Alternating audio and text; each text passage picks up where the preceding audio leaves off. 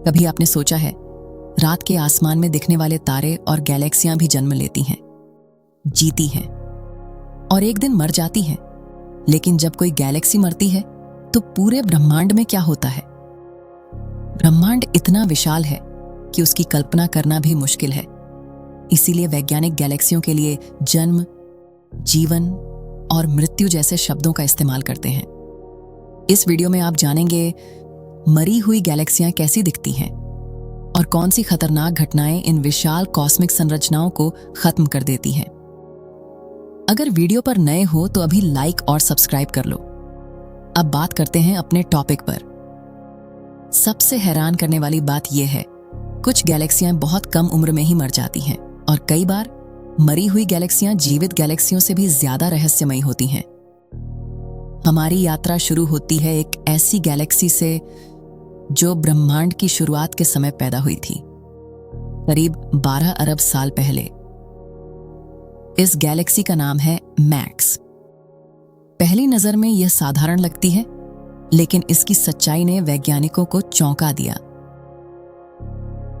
जब Hubble telescope ने इसे देखा तो वैज्ञानिकों को साफ तस्वीर नहीं मिल पाई। फिर यूरोपियन सदर्न ऑब्जर्वेटरी के विशाल टेलीस्कोप ने रिसर्च में मदद की। असल में इस गैलेक्सी की असली शक्ल कुछ और है। इसके सामने मौजूद दूसरी गैलेक्सियों की विशाल गुरुत्वाकर्षण शक्ति इसके प्रकाश को मोड़ देती है। इसे कहते हैं ग्रेविटेशनल लेंसिंग। ब्रह्मांड में कुछ भी हमेशा के लिए जीवित नहीं रहता, यहां तक कि गैलेक्सियां भी नहीं।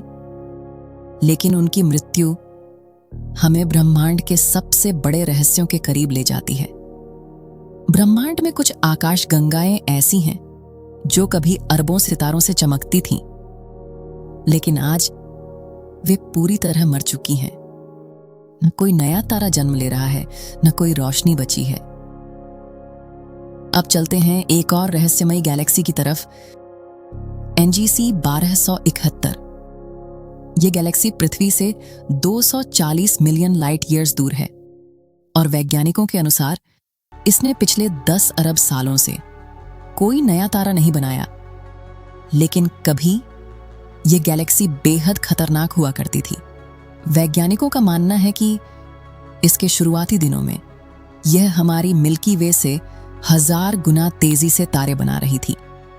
जहां हमारी गैलेक्सी हर साल सिर्फ 1 या 2 तारे बनाती है, वहीं NGC 1271 हजारों तारे हर साल पैदा करती थी। लगभग 32 लाख किलोमीटर प्रति घंटे की रफ्तार से दौड़ रही है। इतनी तेज गति की वजह से यह दूसरी गैलेक्सीज की गैस या मैटर को अब्सॉर्ब नहीं कर पाई और बिना फ्यूल के नई स्टार्स बनना बंद हो गए। वैज्ञानिक कहते हैं गैलेक्सीज के सामने भी 2 रास्ते होते हैं, या तो दूसरी गैलेक्सीज को निगलो या खुद मर जाओ। यह पर्सियस क्लस्टर के बेहद खतरनाक इलाके में मौजूद थी। यहां का इंटरगैलेक्टिक गैस इतना गर्म था कि नए सितारों के बनने के लिए जरूरी तत्व ही तैयार नहीं हो पाते थे। अगर आसान भाषा में कहें तो यह गैलेक्सी धीरे धीरे भूख और थकावट से मर गई। इसके अंदर नए सितारों का बनना लगभग बंद हो चुका था।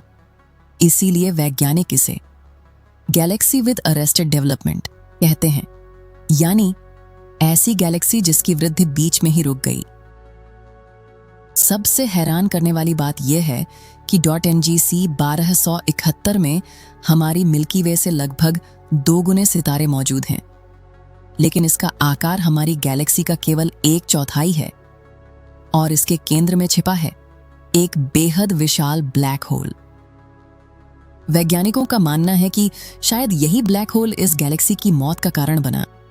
जब ब्लैक होल सक्रिय होता है तो यह आसपास की गैस को निगलने लगता है और बिना गैस के नए सितारे कभी नहीं बन सकते। लेकिन NGC का ब्लैक होल भी छोटा पड़ जाता है। मैसियर 87 के केंद्र में मौजूद मॉन्स्टर के सामने यह डेड गैलेक्सी पृथ्वी से लगभग 53 मिलियन लाइट ईयर्स दूर है, लेकिन ब्रह्मांड के हिसाब से यह हमारे काफी करीब मानी जाती है। इसी गैलेक्सी में मौजूद ब्लैक होल दुनिया की पहली असली तस्वीर ली गई थी। इस तस्वीर ने साबित कर दिया कि ब्रह्मांड हमारी कल्पना से कहीं ज्यादा डरावना है। इस ऑब्जेक्ट को मैसियर 87 या NGC 4486 कहा जाता है। यह आकाशगंगा विर्गो तारामंडल की ऊपरी सीमा पर और कोमा बेरेनिसीस के ठीक नीचे दिखाई देती है।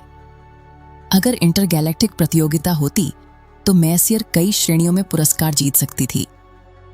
यह विर्गो तारामंडल की सबसे बड़ी आकाशगंगा है, विर्गो क्लस्टर की दूसरी सबसे चमकीली आकाशगंगा और हमारे लोकल सुपर क्लस्टर यानी वर्गो सुपर क्लस्टर की सबसे विशाल आकाशगंगाओं में से एक है।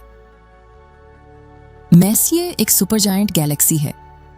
इसका डायमीटर अप्रॉक्स 120 लाइट ईयर्स है, लेकिन मिल्की वे की तरह यह एक सपाट सर्पिल गैलेक्सी नहीं, बल्कि एक विशाल गोलाकार एलिप्टिकल गैलेक्सी है।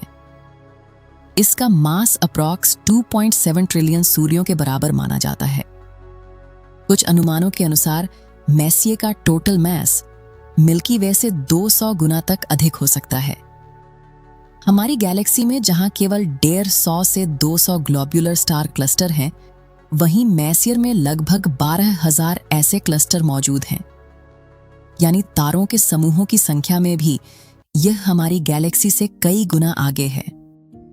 लेकिन इतनी विशालता और तारों की अधिकता यह तय नहीं करती कि कोई गैलेक्सी जीवित है या मृत।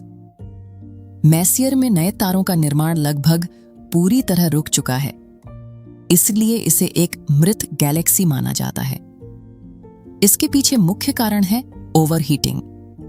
अपने पूरे जीवन काल में इस गैलेक्सी ने आसपास की लगभग सारी गैस और पदार्थ को खींच लिया, जो नए तारों के निर्माण के लिए आवश्यक था।